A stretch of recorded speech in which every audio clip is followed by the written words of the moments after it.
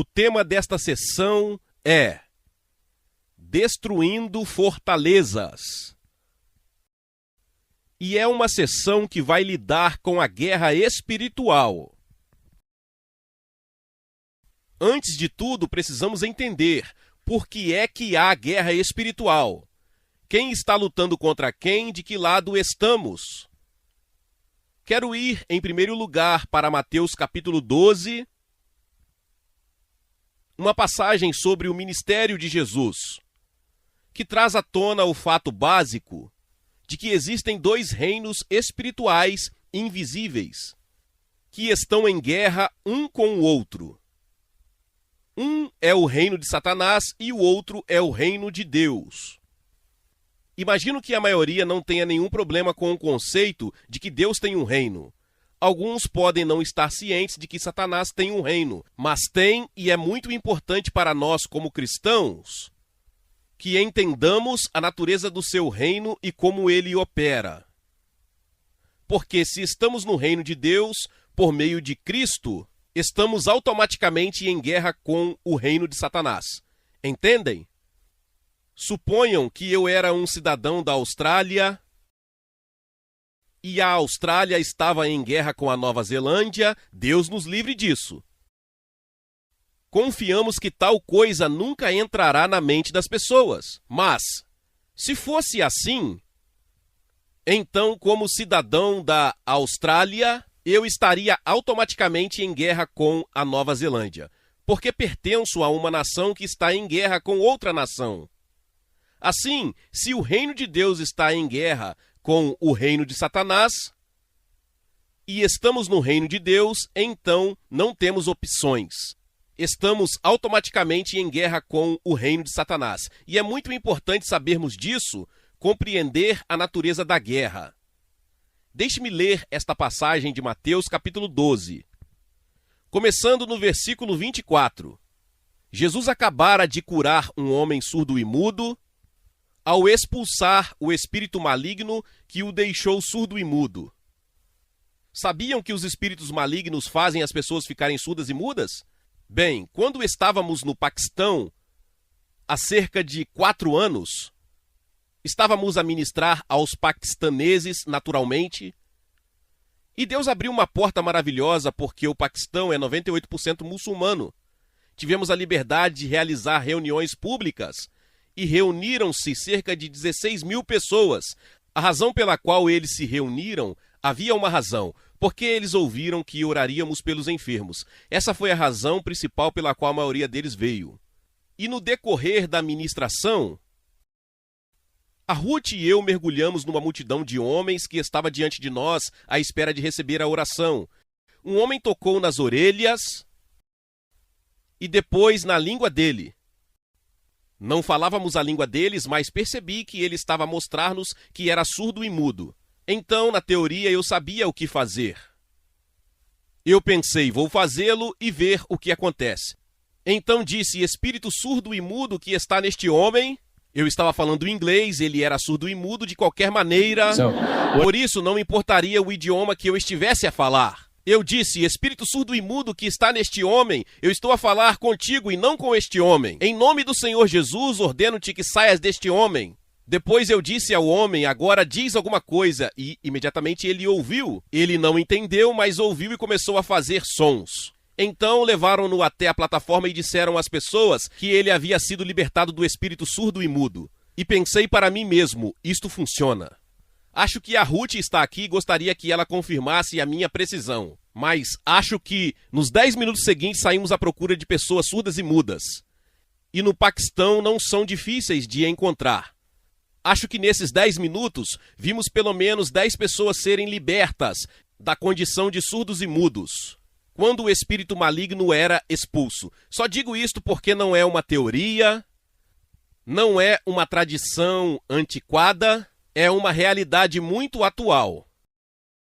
De qualquer forma, quando Jesus fez isto, vamos ler o que aconteceu. Quando os fariseus ouviram isso, disseram, este não expulsa demônios, senão por Belzebu, governante dos demônios. Fizeram uma acusação terrível, disseram que ele podia expulsar demônios porque tinha uma aliança com o governante dos demônios. Jesus respondeu dizendo: todo reino dividido contra si não subsistirá, e toda a cidade ou casa dividida contra si não subsistirá. E se Satanás expulsa Satanás, está dividido contra si. Então, como subsistirá o seu reino? Jesus disse muito claramente que Satanás tem um reino e não está dividido. Ele continuou dizendo: e se eu expulso demônios por Beelzebu, por quem vossos filhos os expulsam? Portanto, eles serão os vossos juízes. Mas se eu expulso demônios pelo Espírito de Deus, certamente o reino de Deus chegou sobre vós. Ali Jesus fala sobre o reino de Deus. Neste ministério de libertar as pessoas de espíritos malignos, o confronto entre os dois reinos é trazido à tona. O reino invisível de Satanás é representado pelos demônios. O reino invisível de Deus é representado por Jesus e por aqueles que continuam o seu ministério em seu nome. Eu acredito que Satanás teme, sobretudo, este ministério de libertação por causa de duas coisas. Primeiro, traz à luz o seu reino invisível e ele preferia tê-lo invisível. E segundo, mostra a vitória e a supremacia do reino de Deus sobre o seu reino. Mas estou apenas a começar com essa passagem para vos mostrar que o Novo Testamento revela claramente que há dois reinos espirituais invisíveis em guerra um com o outro: o reino de Deus, o reino de Satanás. Agora, para uma breve descrição do reino de Satanás e a sua sede, voltamo-nos para Efésios capítulo 6, que, aliás, é um versículo-chave neste tema. Efésios capítulo 6, Paulo diz no versículo 12: pois não temos que lutar contra a carne e o sangue, mas sim contra os principados, contra as potestades, contra os príncipes das trevas deste século, contra as hostes espirituais da maldade nos lugares celestiais. Gostaria de vos dar a versão do Prince desse versículo. É a versão amplificada do Prince. Vocês perguntam se sou qualificado? Bem, aprendi grego desde os 10 anos, o que já faz muito tempo. Estou qualificado para ensiná-lo a nível universitário. Isso não significa forçosamente que estou sempre certo, mas tenho direito à minha opinião. Então vou te dar a versão amplificada do Prince. Pois a nossa luta não é contra pessoas com corpos. Essa frase é tirada da Bíblia Viva e acho que é uma frase muito boa. Estamos numa luta livre, mas estamos a lutar com pessoas que não têm corpos. Isso faz com que imediatamente ajustemos o nosso pensamento, porque não estamos acostumados com o conceito de pessoas sem corpos, embora existam multidões de tais pessoas no universo. Então ele diz na versão Prince: contra governantes com várias áreas e ordens decrescentes de autoridade. Então, é um reino altamente organizado. Existem governantes neste reino, cada um responsável por uma área. E sob cada um desses governantes há subgovernantes, que são responsáveis por sub-áreas naquele reino. Podem dizer que Satanás foi muito inteligente ao criar tal organização? Não é bem assim. A verdade é que ele se rebelou contra Deus, estando, como a maioria das pessoas crê, responsável por 1/3 dos anjos criados. Fez com que os seus anjos se rebelassem contra Deus, sendo expulso do céu. E simplesmente estabeleceram um reino rival, mantendo a estrutura organizacional que tinham quando faziam parte do reino de Deus. Portanto, ele não recebe nenhum crédito por essa organização extremamente inteligente. Vou dizer essa parte novamente. A nossa luta não é contra pessoas com corpos, mas contra governantes com várias áreas e ordens decrescentes de autoridade. Contra os dominadores do presente mundo das trevas. E eu usei deliberadamente a palavra dominar porque a palavra grega é uma palavra muito poderosa. E escolho a palavra dominar, porque Deus nunca domina ninguém.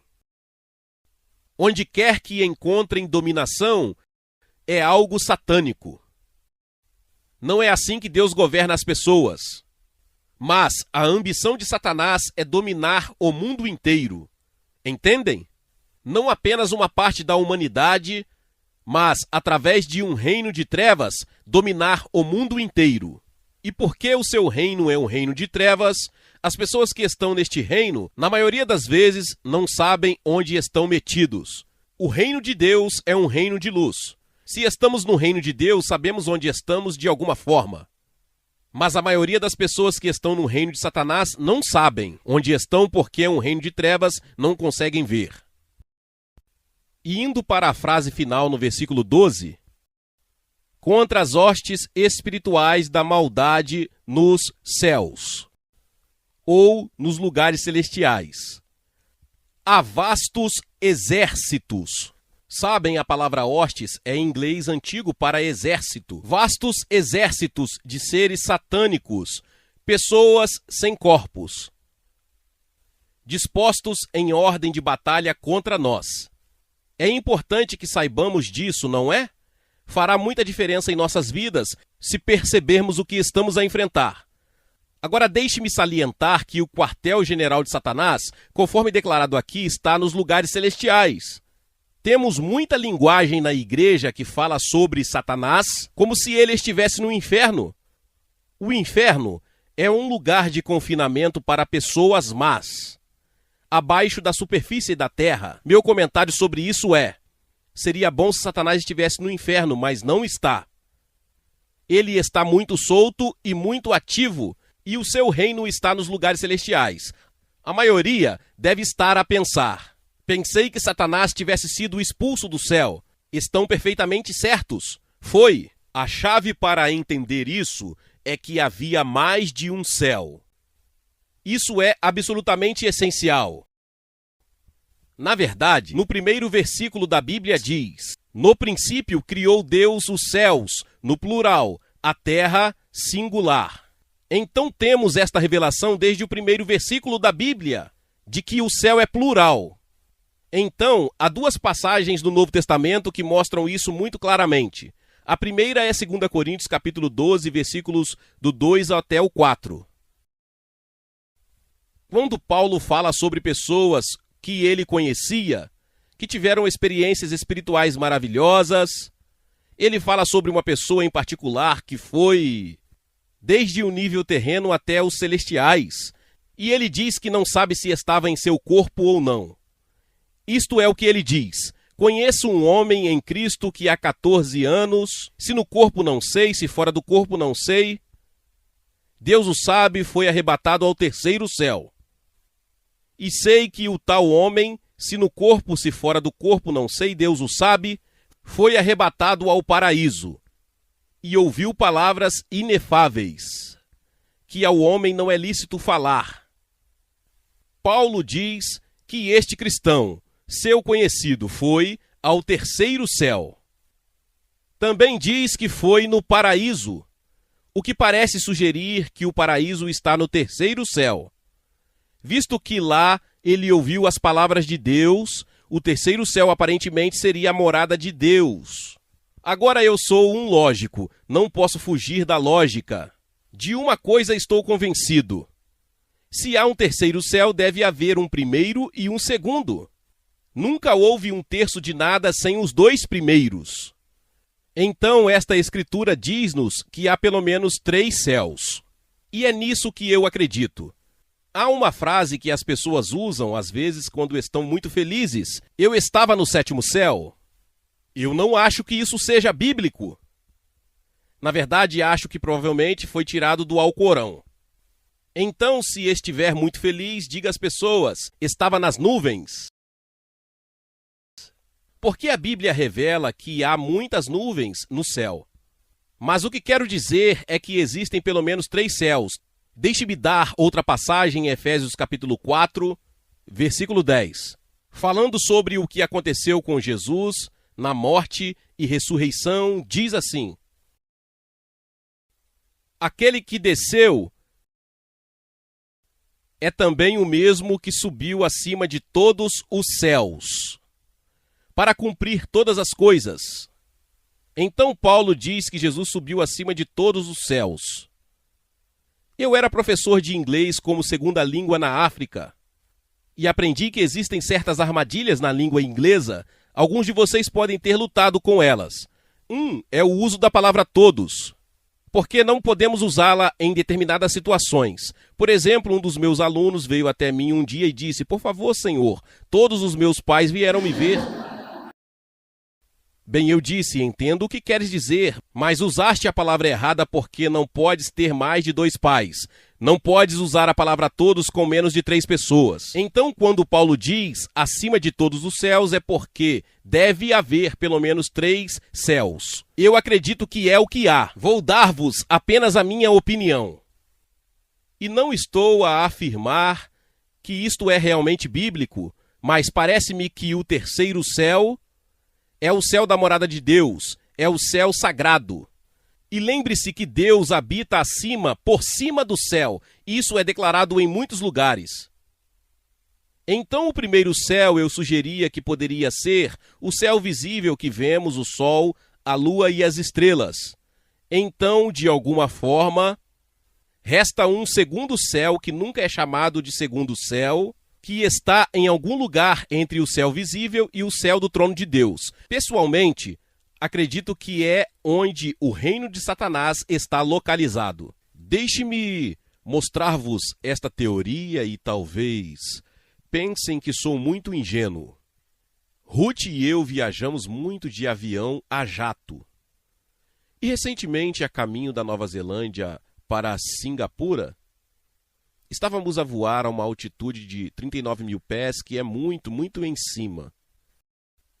Quando eu estou tão alto, tenho a sensação de que estou acima do reino de Satanás. É como se fosse fácil orar. Não precisamos lutar contra a oposição.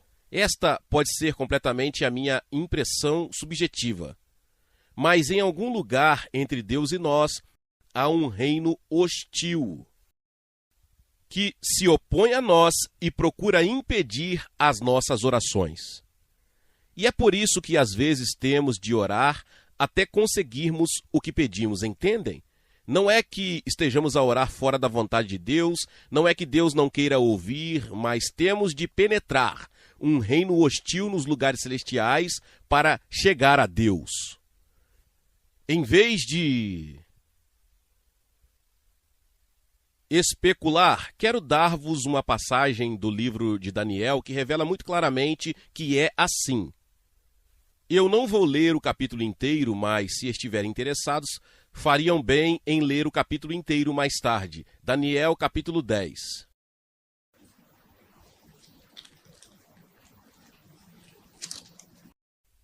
Este capítulo relata como Daniel reservou um período de 3 semanas para uma oração especial.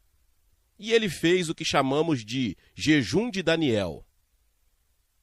Ele não desistiu de toda a comida, apenas comeu a comida mais simples, não bebeu vinho e não comeu carne. E ele estava de luto diante de Deus, em nome de seu povo Israel, que era cativo de um império gentio. E ao cabo de 3 semanas, um anjo muito glorioso veio a ele com a resposta à sua oração, uma revelação de Deus do que seria o futuro de seu povo, que consiste em Daniel capítulos 11 e 12. Mas o anjo disse-lhe: no primeiro dia em que começastes a orar, a oração foi ouvida e eu fui enviado com a resposta à tua oração. Mas, disse ele, levei 3 semanas para passar pelos lugares entre o trono de Deus e Daniel na terra. Fui contestado por anjos satânicos, e eu tive de abrir caminho à força através desses anjos. Então é muito claro que na época de Daniel, em algum lugar entre o trono de Deus e a terra, havia este reino satânico. Acredito que ainda existe. Ainda está lá quando Paulo escreveu Efésios 6, verso 12, que foi pelo menos 30 anos após a morte, ressurreição e ascensão de Jesus. Em outras palavras, qualquer que fosse a situação, ele não foi alterado pela morte, ressurreição e ascensão de Jesus. Jesus ascendeu muito acima do reino de Satanás, mas o reino de Satanás continuou no seu lugar. Então o anjo disse a Daniel: eu vim com a resposta à tua oração, e quando eu for embora vou ter que abrir caminho através dos mesmos anjos e vou ter de lutar contra outros anjos satânicos. O anjo que veio a Daniel disse: no caminho para cá, o príncipe do reino da Pérsia resistiu-me 21 dias. Por 21 dias, anjos lutaram nos lugares celestiais. E ele também fala sobre os reis da Pérsia. Na linguagem da King James, que é a usada aqui, vejo que o príncipe era o governante supremo, os reis eram subgovernantes. Mas todos eles estavam preocupados com o reino ou o império da Pérsia, que naquela época era o maior e mais poderoso império da Terra. Tinha 127 províncias. Então Satanás tinha um super anjo que era responsável por todo o reino da Pérsia. Mas este super-anjo tinha outros anjos que eram responsáveis por diferentes áreas dentro do reino da Pérsia. Isto para mim não é uma teoria, porque vi em muitas situações e casos como este princípio funciona. Por exemplo, suponhamos que havia grandes cidades no Império da Pérsia, e havia. Acho que havia um subanjo em cada cidade principal. Viajando de cidade em cidade, de lugar em lugar, aprendi que para ser eficaz no ministério numa determinada cidade, muitas vezes tenho de identificar o poder satânico específico que está a trabalhar naquela cidade, e é diferente de cidade para cidade. Haviam muitas nacionalidades diferentes no Império Persa. E a minha opinião é que muitas vezes há um reino satânico em particular sobre um determinado grupo racial, como os Estados Unidos, que é formado por muitos grupos raciais diferentes. E onde moro há mais de 20 anos, a minha opinião clara é que diferentes grupos raciais têm diferentes poderes satânicos sobre eles. E ao lidar com esses grupos raciais espiritualmente, torna-se importante identificar o poder que está sobre eles. Por exemplo, como todos sabem, há muitos afro-americanos na América. Não tenho preconceito com os negros. Eu amo-os. Tenho uma filha negra. Mas eles são descendentes de pessoas que foram levadas para lá como escravas. Eu compartilhei isso com os americanos negros. Percebemos que a maioria dos cristãos negros só pode ir até certo ponto. E algo parece detê-los. Eu partilhei a minha opinião de que vieram como escravos. Foram politicamente emancipados, mas nunca espiritualmente emancipados. Ainda estão sob um espírito de escravidão. Paulo fala sobre um espírito de escravidão em Romanos, capítulo 8, quando ele diz: não recebemos novamente um espírito de escravidão, mas o Espírito de Deus, que nos torna filhos e filhas de Deus. E quando ele está a falar sobre escravidão, se olharem para o contexto, ele está a falar sobre o legalismo religioso. Pessoas cuja religião consiste em conjuntos de regras, faça isto, não faça aquilo. O que observo mais uma vez é que quase todas as igrejas negras americanas são extremamente legalistas. Quase nenhuma delas conhece a verdadeira liberdade da graça de Deus. Qual é a razão? A razão é que esse espírito de escravidão nunca foi realmente tratado. Ele ainda tem um certo controle sobre eles. Eles são cristãos, muitos deles e alguns deles são cristãos muito adoráveis, mas, como grupo, nunca foram libertados. Outro grupo são os índios americanos nos Estados Unidos. Basicamente, os Estados Unidos são um país de liberdade. Infelizmente, a liberdade foi levada longe demais nos dias de hoje. É um país onde quase qualquer um pode prosperar por causa da natureza da economia e das leis e assim por diante. Não precisam ter um doutorado em filosofia para prosperar. Na verdade, provavelmente ficarão melhor sem ele.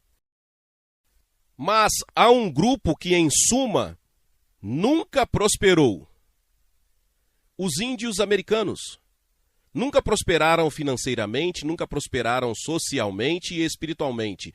E ainda estão numa escuridão terrível. São todos, sobretudo, praticantes de feitiçaria. E feitiçaria muito poderosa. É uma tragédia. Mas a minha opinião é que até que alguém com visão entenda a raiz do problema dos índios americanos e esteja preparado para fazer a guerra espiritual para libertá-los, eles permanecerão em cativeiro. Tenho sido sábio o suficiente para usar os meus exemplos de uma terra distante. Mas acho que, se refletirem sobre o que estou a dizer, em pouco tempo começarão a ver que existem princípios semelhantes a operar na Ásia. Princípios muito fortes. E quando o anjo acabou de contar a Daniel sobre isto, disse: quando eu for, terei que lutar novamente com o príncipe do reino da Pérsia. E depois disso terei de lutar com o príncipe do reino da Grécia.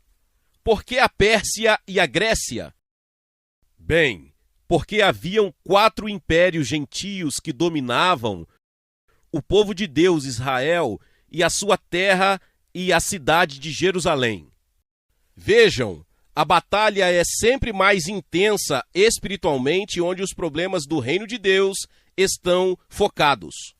Então, onde quer que Deus esteja a trabalhar, descobrirão que Satanás estará a trabalhar também. O próprio nome significa o que resiste. Percebem? Ele resiste aos propósitos de Deus e ao povo de Deus. Não pode evitar, ele é um escravo de sua própria natureza. Assim, haviam 4 impérios gentios sucessivos que dominavam Israel: Babilônia, Pérsia, Grécia e Roma. Nos dias de Daniel, a Pérsia ainda era o império dominante, mas o próximo a segui-lo seria a Grécia. E assim vemos que a guerra espiritual, de certa forma, relaciona-se com o povo de Deus, os propósitos de Deus. E de certa forma é necessário realizar uma guerra espiritual para que os propósitos de Deus para o seu povo sejam cumpridos. E Daniel é um padrão maravilhoso de alguém que, pela oração, jejum e intercessão, mudou a história do seu povo. Deixe-me agora ler as passagens que tenho citado muito rapidamente. Daniel capítulo 10, versículos 2 e 3.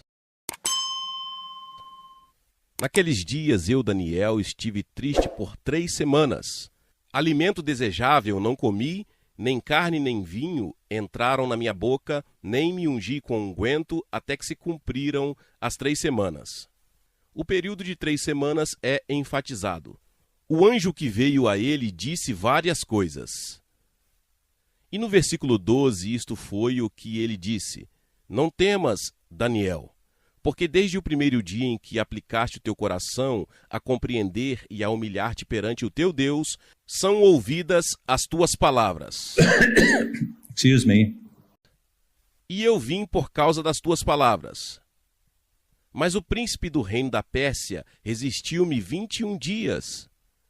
E eis que Miguel, um dos principais príncipes, veio ajudar-me, pois fui deixado ali sozinho com os reis da Pérsia. Então, em algum lugar no caminho entre Deus e Daniel, foi contestado pelo príncipe do reino da Pérsia por 21 dias. E no fim, outro anjo de Deus, o arcanjo Miguel, teve de vir e juntar-se ao conflito. Se continuarem a ler em Daniel, Miguel é chamado de grande príncipe ou anjo que defende os filhos do seu povo, isto é, Israel. Então, por uma questão de interpretação bíblica, isto é útil. Onde quer que Miguel estivesse em cena, Israel é o centro do palco da história humana. Porque ele é o anjo especial que tem o trabalho de cuidar de Israel, e acreditem, esse é um trabalho muito difícil. Continuando, ele diz no versículo 20 de Daniel capítulo 10: Sabes por que eu vim a ti? Agora, pois, tornarei a pelejar contra o príncipe dos persas. Em outras palavras, a batalha ainda não acabou. E saindo eu, eis que virá o príncipe da Grécia. Esse é o próximo grande império gentio. E podem entender que por trás da história desses impérios humanos, existem forças satânicas em ação que realmente são a explicação do que acontece. Não podem realmente entender completamente a história humana se só olharem apenas no nível humano horizontal, porque as forças reais que determinam os destinos das nações e das pessoas estão nos lugares celestiais. E então ele diz no versículo 21 de Daniel capítulo 10: Mas eu te declararei o que está registrado na Escritura da verdade, e ninguém há que me ajude contra aqueles, senão Miguel, vosso príncipe, novamente, o arcanjo Miguel. Vamos para o primeiro versículo do próximo capítulo, que faz parte da mesma mensagem. Eu, pois, no primeiro ano de Dário, o Medo, levantei-me para animá-lo e fortalecê-lo. Há um exemplo claro da intervenção dos anjos na história humana. Por que o anjo de Deus defendeu Dário? A resposta é porque o povo de Deus, Israel, foi capturado e escravizado pelo Império da Babilônia. E Dário era o governante do Império Persa que destruiu o Império da Babilônia e libertou o povo de Deus para retornar à sua terra, que era o propósito de Deus. Então, por trás de todas as forças humanas e do plano horizontal, há um plano vertical e há forças angelicais, tanto anjos de Deus como anjos de Satanás que estão em ação. E a história humana deve ser explicada pela intervenção de todas essas forças. Por que somos importantes como cristãos? É porque Deus nos deu, e somente a nós, as armas pelas quais podemos intervir nesta guerra espiritual. Os governantes têm exércitos e armas que irão lidar com outras nações. Somente a igreja cristã tem as armas que irão intervir no reino espiritual nas regiões celestiais. E percebem que aquele que vencer nas regiões celestiais, em última análise, determina o curso da história. Então a coisa mais significativa que podem fazer na história, de certa forma, é serem intercessores e orarem pelas questões espirituais, nos lugares celestiais que determinarão a história das nações na terra. Vejam, Daniel é apenas um exemplo perfeito. Como já disse, estamos envolvidos nesta guerra, não é uma opção. A única decisão que podem tomar é se farão parte do reino de Deus ou não. Se fazem parte do reino de Deus, estão em guerra com o reino de Satanás. Não é algo que possam decidir, o melhor é equiparem-se e aprender a lutar, porque se não fizerem isso, serão vítimas. Voltando a Efésios capítulo 6, Paulo, imediatamente após falar sobre o reino de Satanás nas regiões celestiais, diz-nos que é melhor colocar-nos a nossa armadura. Vou lê-lo rapidamente, começando no versículo 13. Portanto, já sabem o que eu disse sobre o portanto? Para que é o portanto? Por causa do versículo 12, que é o reino de Satanás nas regiões celestiais. Portanto, tomai toda a armadura de Deus, para que possais resistir no dia mau e, havendo feito tudo, ficar firmes. Paulo diz que virá um dia mau virá na vida de cada um de nós. Se o aguentamos ou não, depende se temos o equipamento de que precisamos. E então Paulo lista a armadura, e esta é tirada da armadura de batalha de um legionário romano daqueles dias, esta é a imagem. Existem 6 itens principais da armadura que veremos muito rapidamente, não vamos comentar sobre eles. Estai, pois, firmes, tendo cingidos os vossos lombos com a verdade. Tem um cinto que usam na cintura e é a verdade. E vestida a couraça da justiça, tem uma proteção sobre o vosso peito que protege o coração.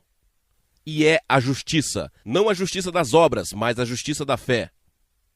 E depois diz, e calçado os pés na preparação do evangelho da paz. Tem sandálias que protegem os vossos pés e permitem marchar rápido e longe. O que os legionários romanos fariam. Qual é a proteção dos vossos pés? É a preparação do evangelho da paz. Deixe-me só dizer, se quiserem mais informações, tenho uma gravação na minha lista de gravações de vídeos que trata de cada uma dessas peças da armadura de Deus. Como se chama? Não me lembro neste momento. De qualquer forma, está disponível em algum lugar. Agradeço ao nosso querido irmão Derek Jacob. Muito bem, digo isto não porque quero apressar isto, mas porque quero passar da defensiva para o ataque, percebem? Se eu ficar atolado na defesa, nunca chegaremos ao ataque. Tomando sobretudo o resto, o escudo da fé. Este escudo é grande em forma de porta, que pode proteger cada parte do corpo da pessoa das flechas do inimigo. E depois diz, tomai também o capacete da salvação. Que parte do corpo o capacete protege? A vossa cabeça. O que a vossa cabeça representa? Os pensamentos, isso mesmo. E é tão importante como saibamos como proteger os nossos pensamentos. Deus providenciou um capacete. Aqui é chamado de capacete da salvação, em 1 Tessalonicenses 5:8 é chamado o capacete e por capacete a esperança da salvação. Sabem o que protege a vossa mente? Esperança. Temos que ser otimistas. Se você for um pessimista, a vossa mente fica aberta aos ataques de Satanás. Tenho outra mensagem sobre isso porque é algo que aprendi com a experiência. Nasci e cresci pessimista. Sofri agonias na minha mente até que aprendi que tinha de mudar e que tinha um capacete que protegeria a minha mente. Muito bem. O capacete da salvação e a espada do Espírito, que é a palavra de Deus, a palavra falada de Deus. Observem que tem 6 itens de equipamento, todos são defensivos, exceto o último, a espada, que é uma arma de ataque que só vai até onde o braço pode alcançar. Mas a 7ª arma é a arma que está no versículo 18. Orando em todo o tempo, com toda a oração e súplica no Espírito, é com ela que podemos alcançar e atacar o reino de Satanás nas regiões celestiais. É com a arma da oração no Espírito.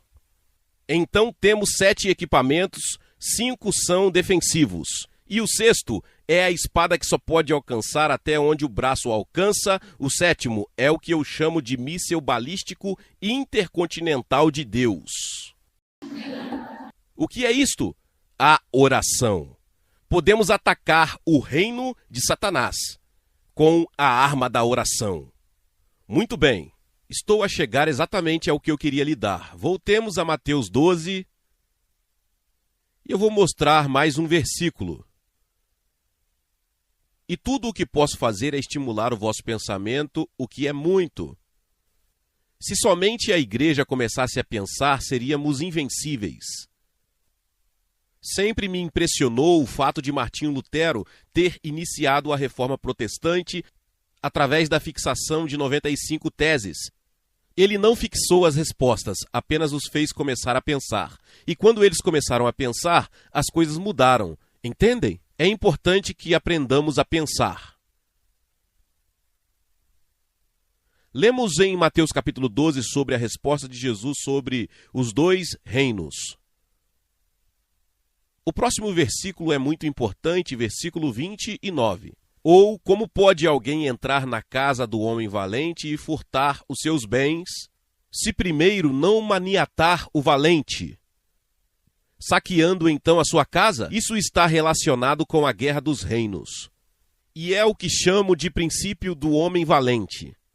Jesus retrata uma casa com um homem valente, um déspota, um governante cruel, que tem em sua casa escravos, toda sorte de bens roubados. Mas ele tem tudo sob o seu controle e é muito difícil entrar e libertar os seus escravos ou roubar, recuperar a sua pilhagem. Se entrarmos e tentarmos libertar os escravos, estaremos a lutar contra o homem valente, percebem? E podemos acabar feridos. Jesus disse que essa não é a maneira lógica de fazer a coisa. O caminho lógico é começar por amarrar o homem valente. Amarrem-no, coloquem uma mordaça na boca, aí podemos entrar e sair à vontade. E servimos-nos do que precisamos e libertar os seus cativos. Este é um princípio espiritual. Se quiserem ter sucesso em qualquer situação, precisam descobrir quem é o homem valente satânico sobre a situação. Depois têm de amarrar o homem valente, depois podem fazer o que precisa ser feito na situação. Mas o princípio é primeiro amarrar o homem valente e depois libertar os cativos. Como eu disse, o reino de Satanás desce de nível em nível com pessoas, seres angélicos com áreas de responsabilidade e descem. Os níveis mais baixos são bem pequenos. E de um modo geral, não se começa no topo, começa-se onde se está. E aprende-se os princípios da guerra e depois pode-se seguir em frente até lidarem com um homem valente sobre uma cidade ou uma nação. Mas normalmente não se começa por aí. Então, se tiverem problemas em conseguir fazer a vontade de Deus, em romper espiritualmente, talvez na vossa família, num negócio, numa igreja, e de alguma forma as coisas não estão a andar como desejariam, mas não percebem o problema. Sugiro que é provável que haja um homem valente nessa situação. E não serão realmente bem-sucedidos até lidar com o homem valente. Agora vou falar por experiência. Na outra noite disse que sou o chefe de uma família grande, que agora tem cerca de 120 membros. A nossa família é composta de filhos adotivos. E é basicamente uma boa família. Amamo-nos, ficamos juntos em todos os tipos de situações difíceis. Ainda nos relacionamos estando em contato por todo o mundo, mas eu estava ciente. Bem, tenho que dizê-lo desta forma. Onde eu morava depois da minha primeira esposa morrer, antes de me casar com Ruth, eu estava viúva há 2 anos e meio. É uma tradição da nossa família estarmos em família na véspera de Natal e celebrarmos. E, em regra, encontramo-nos, claro, em nossa casa. Naquela época eu tinha uma grande casa.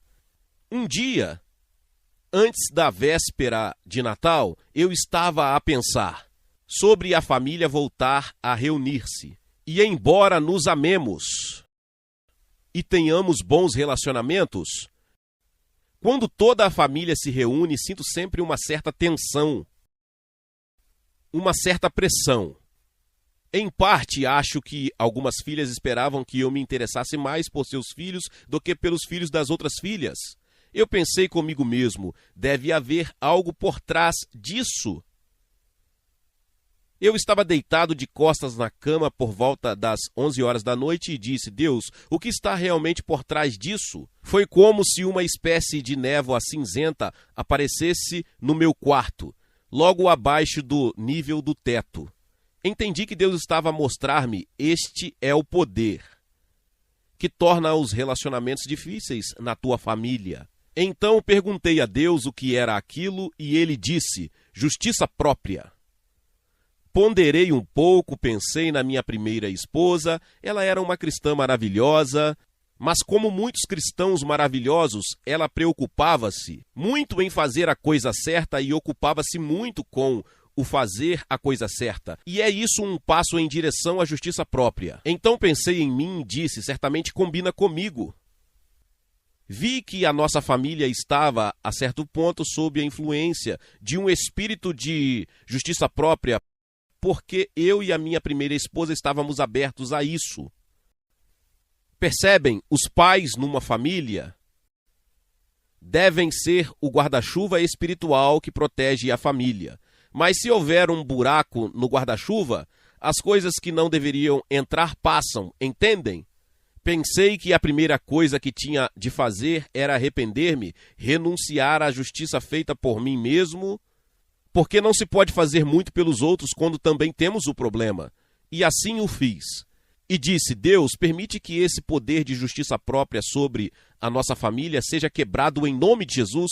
Quando nos reunimos no dia seguinte, foi bem diferente. Aquilo que nos pressionava simplesmente já não estava lá. Então, isso é apenas um exemplo. Podem tê-lo num negócio, ou serem empresários cristãos, pode ser que queiram usar as vossas finanças e os vossos talentos para o Senhor, mas de alguma forma o negócio nunca prospera como deveria. E só quando estão a ponto de dar a volta, ficam frustrados. Gostaria de sugerir que provavelmente há um homem valente no vosso negócio. Não sei exatamente o que poderia ser, nem é suposto saber. Você é que tem que descobrir. Não ando por aí a resolver os problemas de toda a gente, mas tento dizer às pessoas como resolver os próprios problemas. Agora deixe-me dizer, e quando falamos das nações, o mesmo é verdade.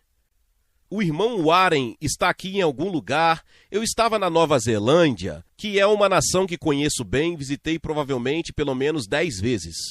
Amo o povo da Nova Zelândia, mas estava lá numa reunião há alguns anos a ensinar sobre isso.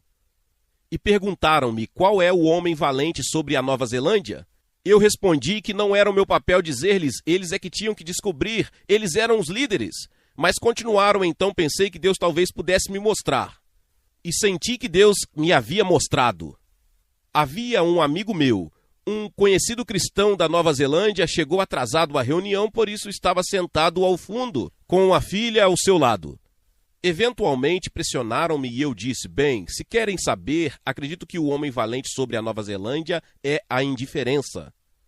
São um povo muito amigável e caloroso, mas ainda assim não levam a vida a sério.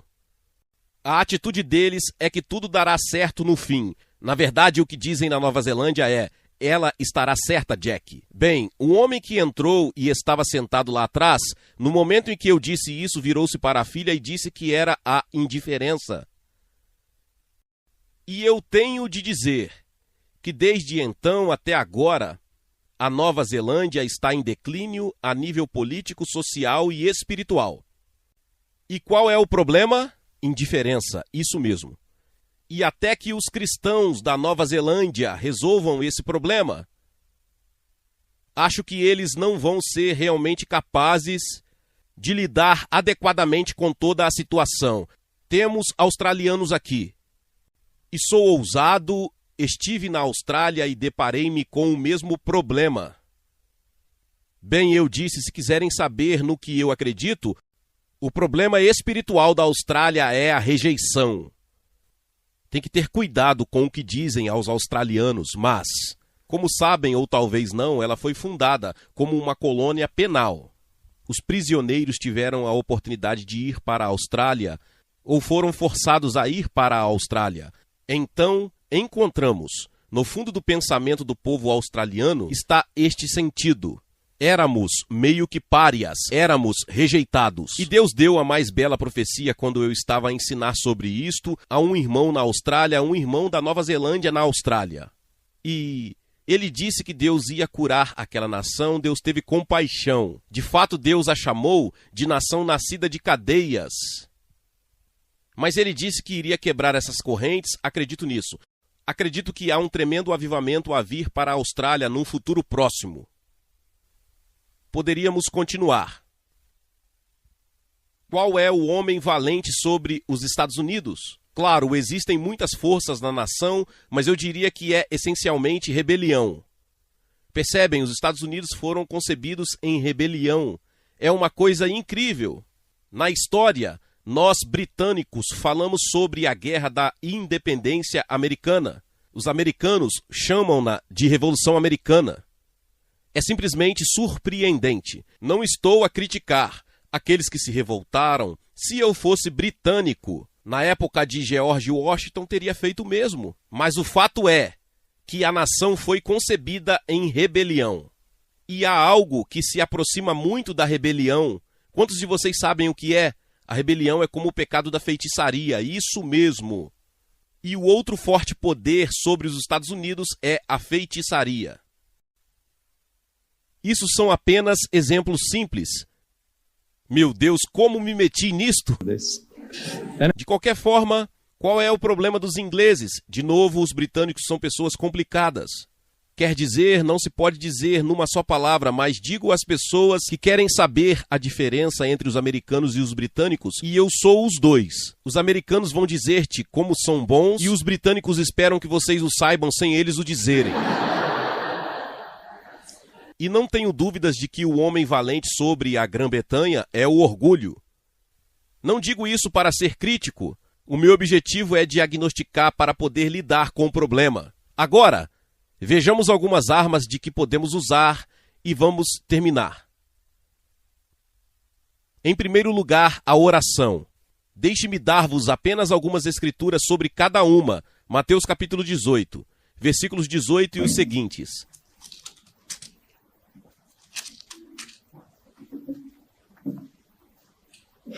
Jesus estará a falar: em verdade vos digo que tudo o que ligardes na terra será ligado no céu, e tudo o que desligardes na terra será desligado no céu. É uma declaração tremenda.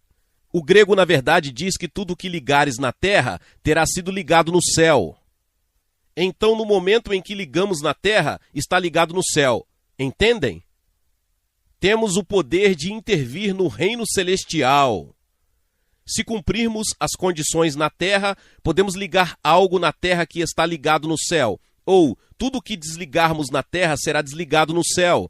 Se um grupo de pessoas, uma família, uma comunidade, ou mesmo uma nação, estão ligados por certas forças espirituais, se atendermos às condições da terra, podemos soltá-los, e o que soltarmos na terra será solto no céu. Noutras palavras, Jesus diz: ligamos na terra e quando menos esperamos, ela é ligada no céu.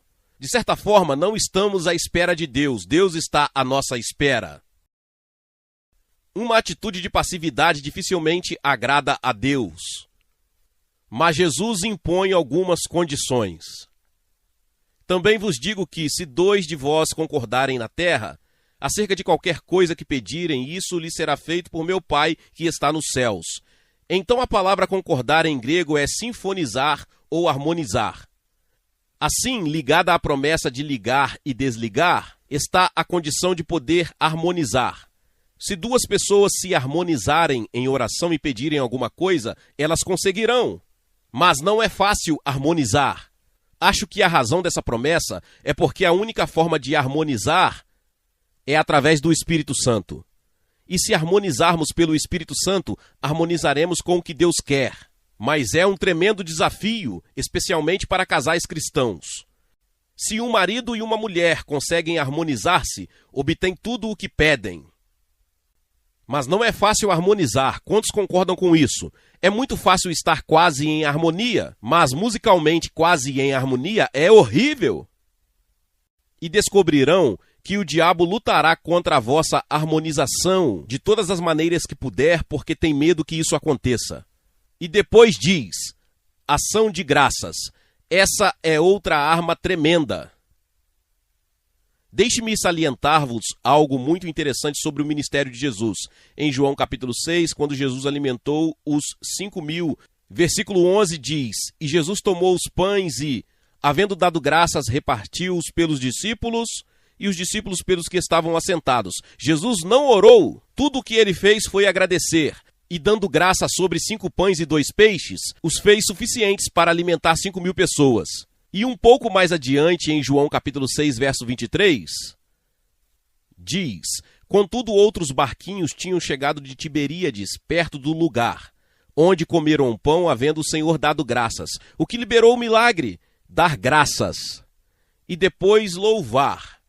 Salmo 8, versículo 2, Deus diz: da boca das crianças e dos que mamam, por causa dos teus inimigos, para fazer calar ao inimigo e ao vingador. Quem é o inimigo e o vingador? Satanás, isso mesmo, porque ele precisa ser silenciado. O que está a fazer? O tempo todo.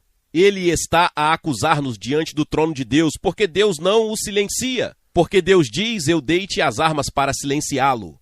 Em Atos 16, Paulo e Silas estavam na prisão, uma segurança máxima.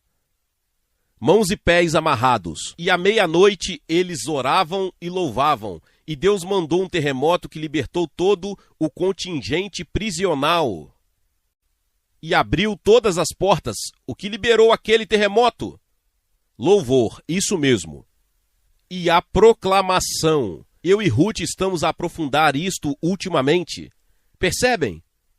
Moisés foi chamado por Deus para ir e libertar Israel do Egito. Ele disse: Deus, eu não tenho nada. Deus pergunta: o que é isso na sua mão? Ele responde: é apenas o cajado de pastor. Deus disse para jogá-lo no chão e ele transformou-se numa cobra. Moisés fugiu do seu próprio cajado, não percebeu o poder que tinha em suas mãos.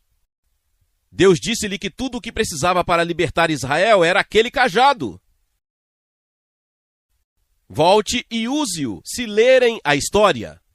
Com aquele cajado, Moisés arrancou o domínio do Egito das mãos do faraó e assumiu em nome de Deus e conseguiu a libertação de Israel. Vocês dizem: não tenho nada. Deus diz: o que tem na vossa mão? Uma Bíblia. É tudo o que precisam. Peguem nesse cajado e estiquem-no. Como vão esticar o cajado? Proclamando o que a Bíblia diz sobre vocês. A Ruth e eu diríamos: não passamos um dia sem fazermos uma proclamação. Querida, temos cerca de 39 segundos. Vamos proclamar 2 Coríntios? Não. Deuteronômio 25 pode ser? Versículos Deuteronômio 33, 25, certo? Esta é a nossa proclamação, com isto encerramos. Seja de ferro e de metal o teu calçado, e a tua força seja como os teus dias.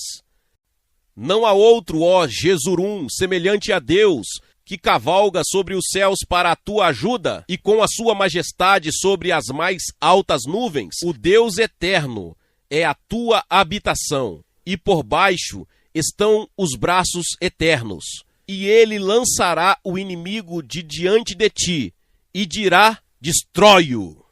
Com isto terminamos. Glória a Deus, louvado seja o nome do Senhor. Que palavra poderosa.